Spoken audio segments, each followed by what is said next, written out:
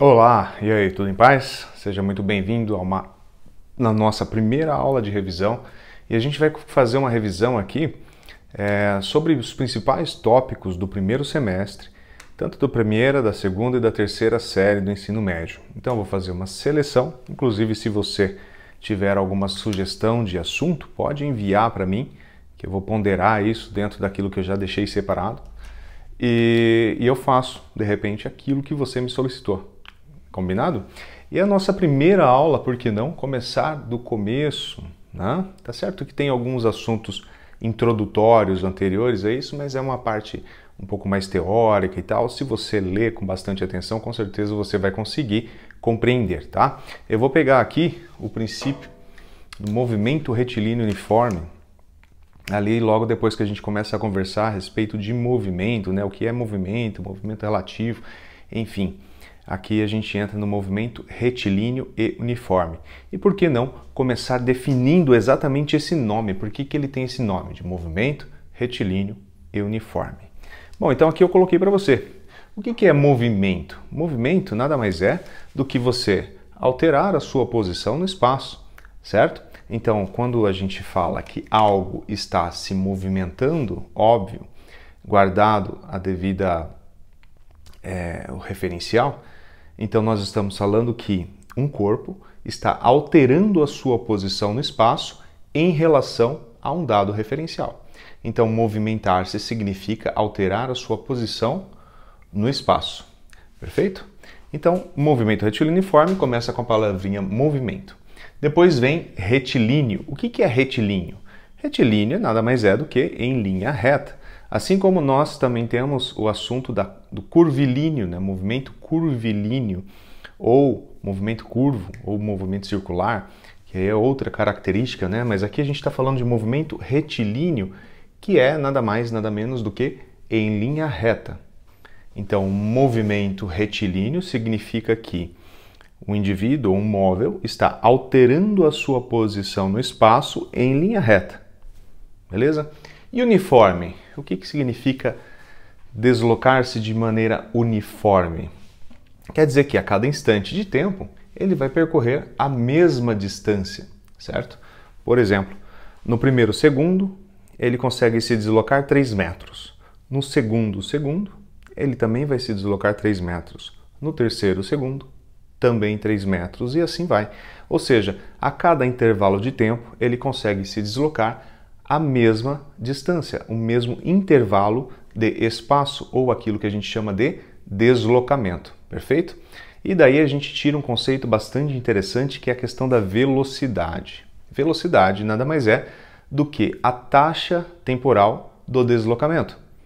Traduzindo isso aí, quer dizer que eu vou medir o tempo que aquele móvel demora para sair de um ponto até outro, meço essa distância entre os dois pontos e divido pelo tempo que ele gastou. Aí eu tenho o conceito da velocidade média, perfeito? Então, movimento retilíneo e uniforme significa que o móvel vai alterar a sua posição no espaço em linha reta e a cada instante de tempo ele vai percorrer a mesma distância. Eu espero que com essa definição o assunto fique mais claro, mais sem coisas escondidas, porque só com a definição dá para a gente entender muita coisa já. A principal equação que a gente precisa guardar dessa aí é essa aqui, ó, equação horária do espaço para um movimento uniforme. Então nós temos que a posição final de um corpo ela é dada pela posição inicial mais velocidade vezes tempo. Então a posição final do corpo é a soma da sua posição inicial com um produto de velocidade e tempo. S igual a C0 mais VT, ou, como eu escrevi aqui, S1 é igual a S0 mais VT, levando em consideração que eu posso tomar várias medidas de posição. Então eu tenho lá o S0, eu tenho o S1, S2, S3, e foi isso que eu usei para colocar aqui nos índices, tá? E eu trouxe também um exemplo só para a gente começar a aquecer, ok? Imagina então que eu tenho um carro numa estrada e ele está passando no quilômetro 50. certo? Quando está escrito desse jeito, quilômetro 50, quer dizer a posição naquele instante na estrada. As estradas são todas graduadas. Óbvio que a gente precisa saber onde que a gente está. Então, se você já prestou atenção nas estradas, tem umas plaquinhas, geralmente menores, que está escrito km e um número embaixo. Isso aí está falando a sua localização naquela estrada, naquela rodovia. Então imagina que eu tenho um móvel aqui no quilômetro 50, ele está se deslocando uma velocidade de 100 km por hora e eu quero saber quanto tempo ele vai demorar para chegar no quilômetro 150. Então imagina lá aquele típico problema que nós falamos assim, né? Duas cidades, A e B, uma localizada no quilômetro 50, outra localizada no quilômetro 150. Um veículo que parte da cidade A com uma velocidade de 100 km por hora, quanto tempo vai demorar para chegar na cidade B? Ou ainda, ele parte da cidade A, que está no quilômetro 50, às 9 horas da manhã. Qual é o horário que ele vai chegar na cidade B, que está localizada no quilômetro 150? Então é esse tipo de exercício, perfeito? Usando a nossa equação horária do espaço para o movimento uniforme, nós temos o seguinte. Como ele está pedindo o tempo, eu isolei o tempo aqui já, tá?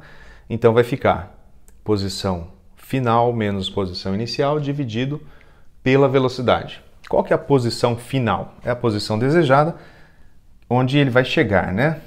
Quilômetro 150. Então fica 150 menos a posição inicial, que é 50, dividido pela velocidade, que é 100 km por hora.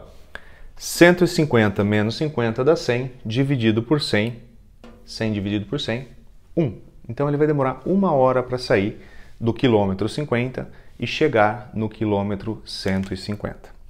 Perfeito? Então esse é uma introdução, é o nosso primeiro modelo. E agora eu vou pedir para você aguardar um minutinho que eu vou dificultar um pouco mais.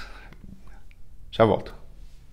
Muito bem, então vamos trazer um conceito agora aplicado a um exercício, a uma situação. Todo exercício de física é sempre uma situação possivelmente real, né? Isso é importante você ter na sua cabeça, né?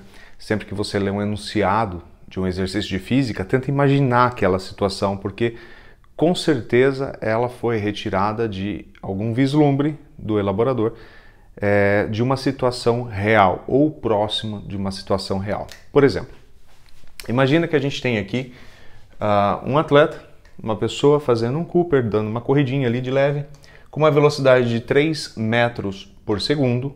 Tá? O que significa velocidade de 3 metros por segundo? Significa que a cada 1 segundo ela percorre 3 metros de forma constante, ok? Imagina então essa pista circular.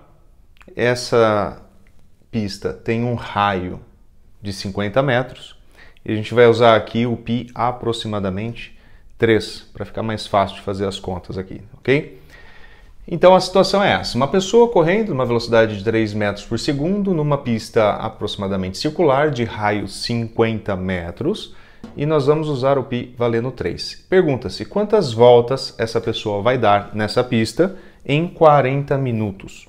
Bom, a primeira coisa que a gente tem que fazer é olho para a unidade da velocidade, olho para a unidade do raio dessa pista. Então nós temos metro por segundo, aqui nós temos metro, isso dá um indicativo que é melhor a gente trabalhar no Sistema Internacional de Unidades, como se vê geralmente no curso, logo nos momentos iniciais, né? Sistema Internacional de Unidades, então vou trabalhar com metro, com segundo, e assim sendo, eu não vou usar essa unidade de minutos, perfeito? Então a primeira coisa que eu vou fazer é transformar esses 40 minutos em segundos. 40 minutos vezes 60, 2.400 segundos. Tranquilo. Próximo passo é ver quanto que tem de extensão uma volta completa. Ou seja, se aquele indivíduo correr uma volta completa, quanto que ele percorreu? Tá?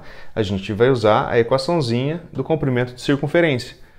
2πr, 2 vezes o número π, vezes o raio dessa circunferência. Então aqui a gente tem o comprimento de circunferência, que é o comprimento total dessa pista aqui.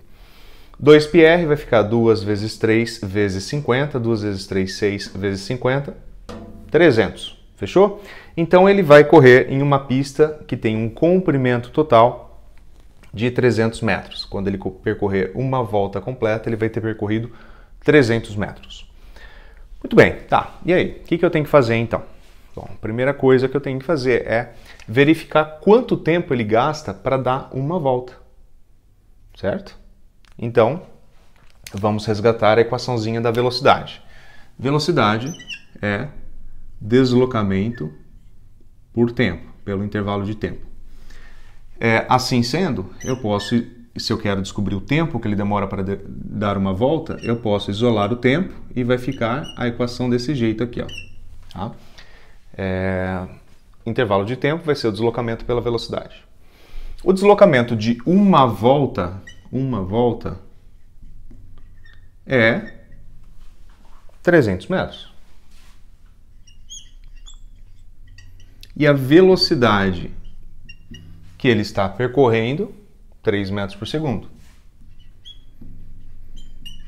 Logo, substituindo esses valores aqui, nós temos que o intervalo de tempo para ele percorrer uma volta completa vai ser 300 dividido por 3, logo, o intervalo de 100 segundos. Completar uma volta completa. Ficou redundante, né? Completar uma volta, 100 segundos, ok? Bom, se ele vai percorrer durante 40 minutos, ou seja, 2.400 segundos, e para dar uma volta ele demora 100 segundos, é só buscar a razão desses intervalos de tempo. Então, ao fazer o tempo total dividido pelo tempo de cada volta,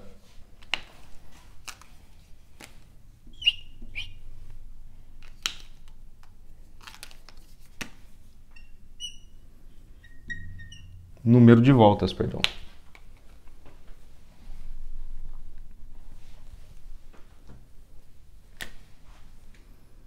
Então, o número de voltas será de 24. Então, ele vai dar 24 voltas aqui. Fechou? Acho que assim fica mais fácil de compreender, né? Então, a gente acabou de ver a parte conceitual mais fundamental, ok? A definição mesmo, palavra por palavra. Resgatamos aqui, então, a equação da velocidade para aplicar nesse exercício. E assim a gente consegue enxergar melhor aquilo que aconteceu. Fechou? Então eu espero que você tenha aproveitado esse nosso primeiro bate-papo. Então nós vamos fazer outros bate-papos aí para frente. E friso novamente, é só você mandar de repente algum assunto que você tem dúvida e eu tento encaixar isso no cronograma que eu já predefini. E de repente a gente consegue fazer uma interação um pouco maior. Ademais, eu tenho um grupo fechado aqui no Instagram e para você entrar nesse grupo é só você ir no meu perfil, logo ali embaixo da descrição tem ali o linkzinho do Física do Zero, que é do grupo do WhatsApp, um grupo fechado, tá? Mas por que eu vou entrar nesse grupo fechado? Porque ali eu vou me comunicar melhor com você, mandar alguns vídeos como se fosse spin-offs, né? Assim, coisas por fora, mandar para lá, de repente mandar alguns exercícios, a gente consegue fazer um bate-papo muito melhor daquele jeito. Enquete sobre aulas que a gente pode trabalhar com assuntos, então você tem capacidade de votar ali e vai ser muito mais bacana trabalhar desse jeito, fechou? Então é isso aí, por hoje é só, um forte abraço e até mais. Valeu!